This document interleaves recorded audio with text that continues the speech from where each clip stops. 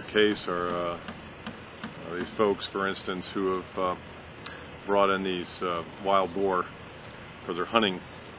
And that's all well and good, but without having proper fences that turned out might have been appropriate for cattle or sheep, but sure weren't for the boar.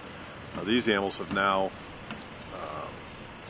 become feral, have escaped, if you will. They have, turns out that they carry pseudorabies, which is a dangerous virus, not only for spread to the agricultural side of the swine industry, but is also transmissible to numerous other species, cattle, dogs, and so you now have these wild cards out there brought in, and because of the lack of responsibility of these owners, letting these boars get out and no recourse against them, you've now created a time bomb. We have TB as an example in Michigan, where people raise captive deer and elk for antlers, game, and if they didn't control those animals, they could get out and commingle with other species. Not that we don't have deer in the wild population anyway, but there are certainly other diseases that can be carried.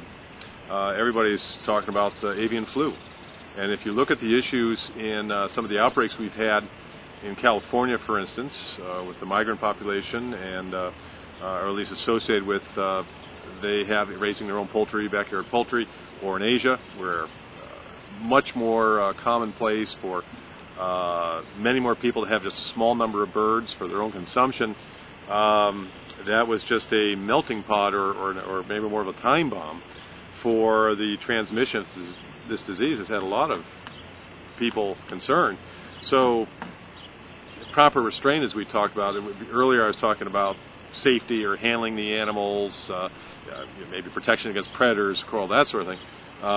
Certainly there is a biosecurity issue, and in this sense, I'm talking about the risk that your animals pose, or other animals pose to your animals, it can go both ways, have for disease transmission.